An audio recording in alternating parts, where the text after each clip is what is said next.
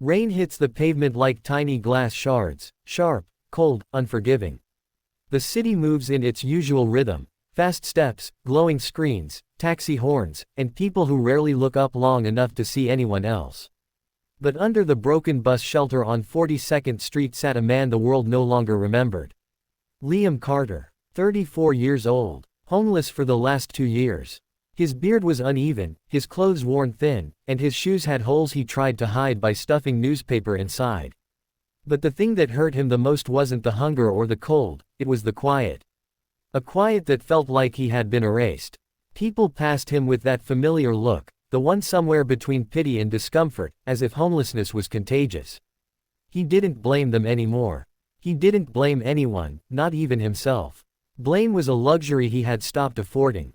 Tonight, though, he clutched something different, a folded flyer he had found in a trash can behind a coffee shop. Your story matters. He had stared at those 3 words for hours. He used to sing. Once. Long before life smashed him into pieces. Before his mother died. Before he lost his job. Before he spiraled, lost everything, and eventually, everyone. But singing still lived somewhere deep inside him, hidden beneath layers of shame, fear, and memories that hurt too much to touch. A girl walking past dropped a coin into his paper cup and rushed away. But she left something else, something he didn't expect. A warm smile. The first one in months. Liam looked down at the audition flyer again.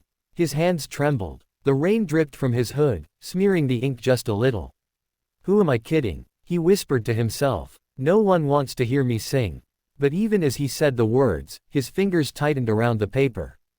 Dash dash dash. The next morning, he borrowed the sink of a small public library and washed his face.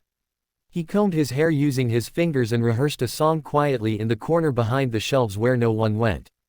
Workers stared at him but didn't shoo him out.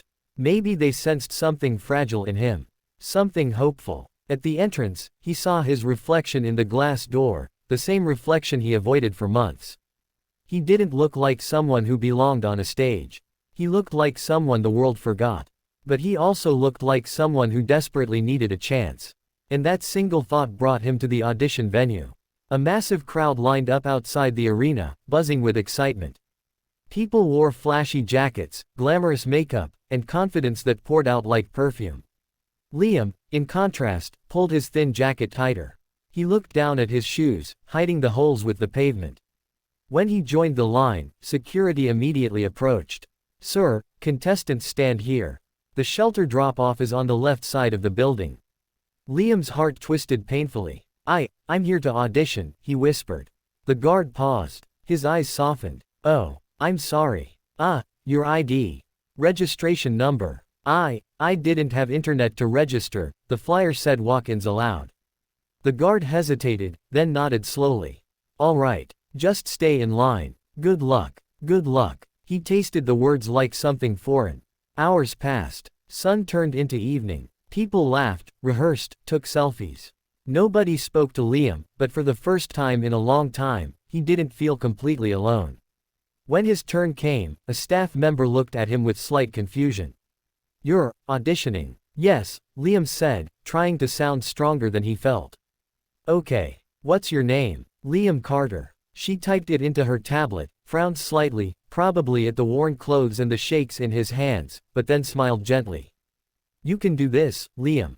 A warmth spread through his chest. It had been years since he heard someone say his name kindly. He walked toward the stage entrance. The huge black curtains loomed like mountains. His breath grew uneven. His chest tightened. He had no confidence. No home. No support. Nothing but a voice he wasn't even sure still worked. What if he forgot the lyrics? What if the judges laughed? What if the audience booed? But what if this was his chance to stop being invisible? Liam stepped through the curtains. And everything changed. The stage lights were blinding.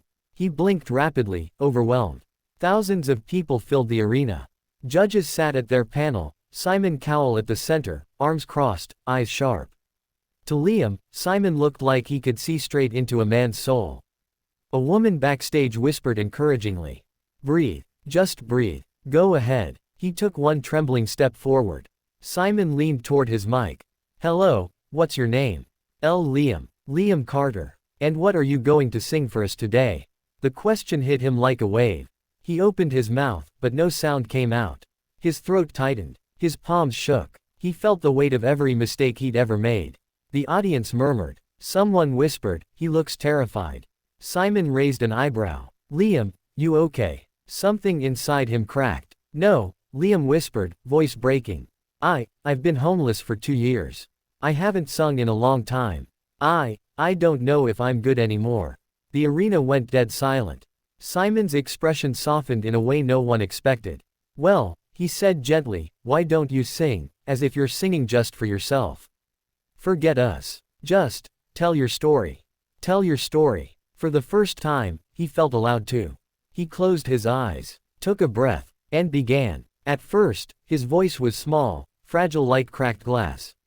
But then something happened. His voice grew warm, powerful, a sound that carried pain, loss, hope, and years of silence. The lyrics slipped out like a confession. "I'm still here, even when the world forgot my name. I'm still trying to find the light behind the rain." The audience froze. A woman in the front row covered her mouth, tears falling. The other judges leaned forward, stunned. Simon blinked slowly, something emotional flickering in his eyes. Liam kept singing, each word pulling pieces of himself back into place. Every note cracked open his heart, exposing wounds he'd hidden. His voice trembled, then soared, then trembled again. He wasn't just singing. He was breaking open, healing, standing tall for the first time in years. By the final note, his voice faded into a raw whisper. A heartbeat of silence. Then, the arena erupted. People rose to their feet. A standing ovation, thunderous applause, cheers that echoed like a storm. Liam stared, stunned. He had never imagined this, never believed he could move anyone, let alone thousands. Tears blurred his vision. Simon stood. Actually stood. "Liam," he said, voice thick with emotion, "I've judged thousands of auditions. But that was one of the most honest, most soul-shattering performances I've ever heard." Liam covered his mouth, overwhelmed. "You sang like a man who's lived through hell," Simon continued, and somehow still found heaven in his voice. The audience applauded again. Another judge leaned forward. "You didn't just sing, Liam. You made us feel something we haven't felt in a long time." Then came the moment that changed everything. Simon reached toward the desk, pressed the golden buzzer. Confetti shot into the air. The arena exploded in cheers. Gold rained down over Liam like blessings from a sky that had ignored him for years. He fell to his knees, sobbing, not out of sadness, but out of a kind of relief that felt like rebirth. Backstage workers ran to hug him. Strangers cried for him. The producers shook his hand. Someone draped a warm jacket over his shoulders. He wasn't invisible anymore. He wasn't forgotten. He wasn't nobody. He was Liam Carter, the man whose broken voice healed a room full of hearts.